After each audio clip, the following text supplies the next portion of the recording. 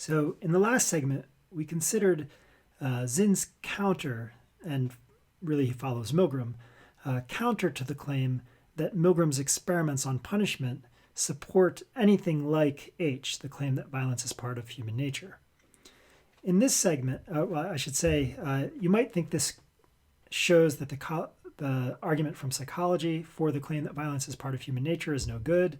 But notice this, that while Zinn points out, I think correctly, that the Milgram experiment doesn't support one, he doesn't consider other evidence from psychology, and there may well be other evidence. And I want to focus on one kind of potential evidence in particular, what we can call intergroup relations, evidence on experiments dealing with intergroup relations, relations between groups. So there's experimental findings that show the following, that we distribute rewards and punishments differently to members of our own groups versus members of other groups, that we evaluate performance and characteristics differently when their performance is, or the characteristics of members of our own groups versus when they're members of other groups. Here are sample differential evaluations. We attribute more negative behaviors to members of outgroups and more positive behaviors to members of our own groups. We attribute outgroup members' good behaviors to extrinsic factors, but their bad behaviors to their intrinsic character. Now, this is a sort of group level version of something similar to what's called the fundamental attribution error. The fundamental attribution error is roughly this. I have a tendency to attribute my own good behavior to my character and my own bad behavior to circumstances forcing it upon me, but then do the reverse when I think about other people, attribute their bad behavior to their character and attribute their good behavior to circumstances forcing it upon them. So let me give a really simple and straightforward example that is true of at least many people. When you're driving and you cut someone off, you think to yourself, damn, that was an accident. I didn't mean to do that. That was really unfortunate. It only happened because someone was like speeding up behind me and blocking my view, and my friends in the back seat were being too loud, and this car doesn't have a great side mirror. So when you cut someone off, you think of all of the circumstances that forced you to cut someone off. But then when someone cuts you off, you think, you jerk, you horrible person. You think they're just the kind of person who cuts people off. And that's an example of the fundamental attribution error. You attribute their bad behavior to their their character, and your similarly bad behavior to the circumstance, forcing it upon you. Well, at the group level, we do this as well. So when we see other people in our group behave badly, we say, the circumstance forced that upon them. And when we see them behave well, we say, that's part of the character of our group. And when we see people in other groups behave badly, we think, that's part of the character of that group. And when we see them behave well, we think, the circumstance forced that upon them. This, I think, explains a lot about, for example, racism. But let's go along and then we'll talk about that more. So I already mentioned this here. So why is this important? It's important because in addition to sort of obvious reasons, it means that if you have a prejudice against members of another group, it's really hard to acquire evidence that will defeat that prejudice. So why do I say that?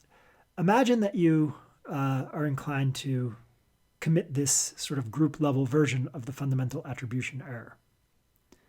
Now, you have a prejudice against a certain group, and members of that group, let's call the group G, and you see some member of group G do something really good. That won't defeat your prejudice because you'll say, the circumstance forced that upon them. It's not the nature of people in G to behave that way. It's the circumstance that pushed them to behave that way. Similarly, if you see someone from your group do something bad, the kind of thing that you would associate with members of group G, you won't take that to be evidence that your group is similar to G. You'll say, well, the circumstance forced that bad behavior upon my group. It wasn't part of our character. Even though if you saw someone from that group exhibit the very same behavior in the very same circumstance, you would say, it's the character of that person who led them to behave that way. in effect, you treat the entire other group the way you treat other drivers. When they cut someone off, it's their fault. Well, this is terrible because it prevents you from acquiring evidence that defeat your prejudices. So once you have group-level prejudices, like, for example, race-based prejudices, it becomes hard for you to get evidence to counter your views. Now, you might think this bias is good because you might think the following. We only have these biases when the in-group and out-group are unified by common beliefs about important issues, such as moral, political, and cultural. And when two groups differ in this way, each person really should advance the interests of her own group.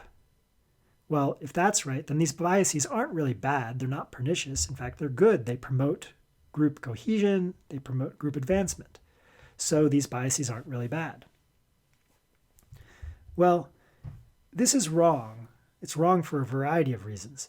But I'm going to focus on a reason to challenge the first premise, that we only have these biases when the in-group and out-group are significant groups.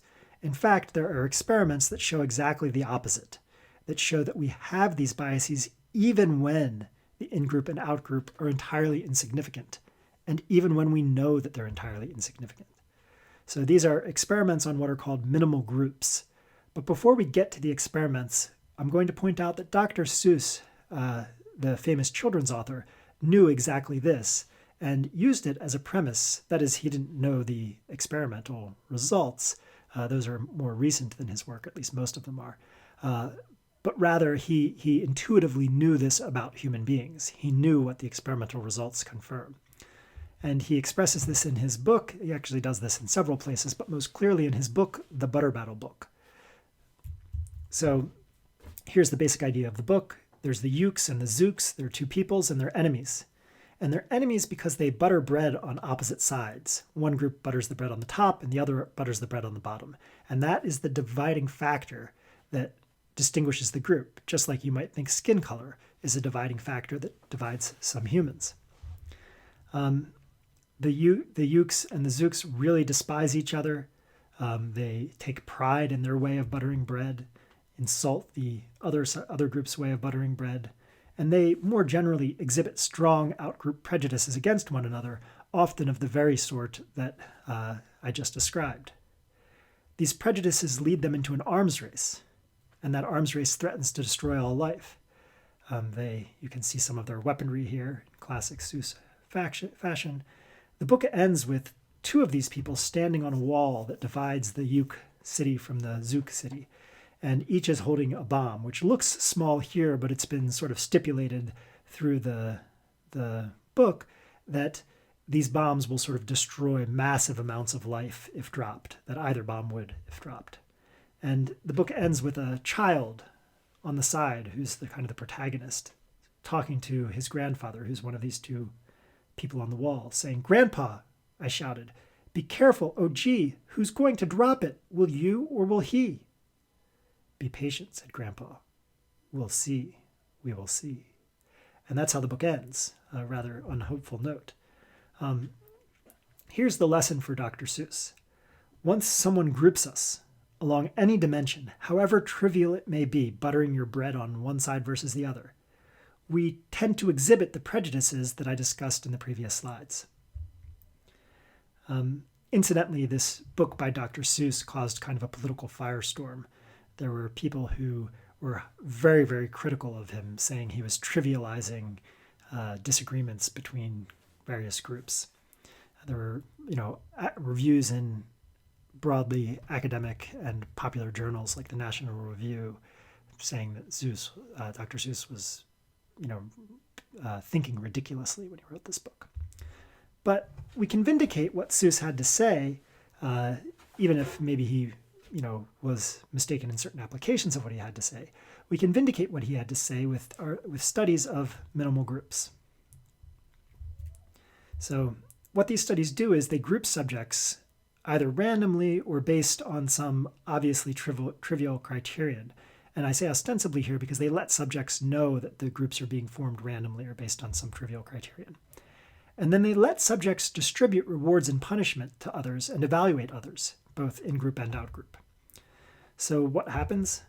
Well, subjects show all of the biases that are characteristic of real group interactions, exactly the way Dr. Seuss's Butter Battle book predicts that they would. So let me give you an example of such a study. This is from 1971. You have an experimenter, you have two subjects. These are genuine subjects. Neither of them is a confederate in cahoots with the experimenter, as in Milgram's experiment. The experimenter says, you're going to see a bunch of dots on the screen. I want you to estimate how many dots you see. So then they'll flash on the screen for a second and go away. Not enough time to count them. And in one condition, the experimenter says, I want you to record how many dots you saw. And then the experimenter says, now it turns out that some people are good at this task and other people are pretty bad at this task. We'd like you to distribute points and penalties to the various participants, and the more points and fewer penalties someone receives, the more money they're going to get at the end of the experiment. Then the experimenter says, now this next thing we'll do is a totally separate experiment, but for ease, we're going to group people based on whether or not they were good at this task. Now, subjects are given a form to fill out, and on the form they're asked to distribute points and penalties to various other subjects. The other subjects are identified only by their subject number, so yellow here, even if she's talked to blue in the waiting room, isn't going to know which evaluation sheet corresponds to blue. Okay? So they're in effect anonymous. And they're also identified by the group into which they fell. So each sheet will say the subject's number and then overestimator or underestimator or good at the task. Sorry, I shouldn't say that. It will say either good at the task or bad at the task, something like that. So here are the results. Subjects tend to give more points and fewer penalties to members of their own group. So if you're bad at the task, you give more points and fewer penalties to people who are bad at it. If you're good at it, you give more points and fewer penalties to people who are good at it, even though they don't know who any of these people are. This suggests that people are willing to take grouping seriously and begin to exhibit the biases we talked about, even when the groups are anonymous and supposed to be irrelevant. Now, there's another version of this experiment that is designed to account for a certain kind of objection. And I'm going to mention the objection just so that you can start to think the way experimentalists need to think. So somebody objected to this experiment and said, look, maybe the reason people who are good at this task tend to give points to people who are good at this task is because they think they deserve it. And maybe the reason people who are bad at this task tend to give more points and fewer penalties to people who are bad at this task is because they fear that those good people are going to sort of unify. And they want to make sure, they think that's unfair, so they want to make sure it doesn't work out that way. So to respond to this objection, the experimentalists thought of another condition. And in this one, they go through the same way. They flash dots and say, record how many you saw. Then they say, now it turns out that some people overestimate the number of dots and others underestimate. So now it's not that some people are good and some people are bad. It's just that there's two different ways of being bad. And then they do the same thing. They say distribute points and penalties. The more points and fewer penalties one gets, the more money one gets at the end. And then they say we're going to group people on the sheets based on whether, it shouldn't say we're good or bad at the task here, sorry. It should say based on whether you were an overestimator or an underestimator. And here's the results. Subjects tend to give more points and fewer penalties to members of their own group. If you're an overestimator, you give more to overestimators. If you're an underestimator, you give more points to underestimators, and vice versa for penalties, even though they don't know who the members of the groups are, and even though the group isn't marked as good or bad at anything, just different from one another in a rather neutral way. And this again suggests that people are willing to take grouping seriously, even if they're quite irrelevant, as per the Butter Battle book. Moreover, there's not much difference between the neutral and valuation conditions, which suggests that it really is just about being grouped. It's not about thinking the group has certain merits or trying to protect yourself from those snotty groups that think they're good at the task. It's just about being grouped. Basically, the point is anything can group us. It's really easy. Once someone groups us along any dimension, however trivial the dimension may be, buttering your bread on top versus bottom, having dark skin versus light, we exhibit all the prejudices discussed above, if we identify with the group. And the reason that last clause is important is because some people just fail to have group identification. So some people, you say you're an overestimator and they don't identify with overestimators at all. You say your skin is white and they don't identify with white at all, and so on and so forth.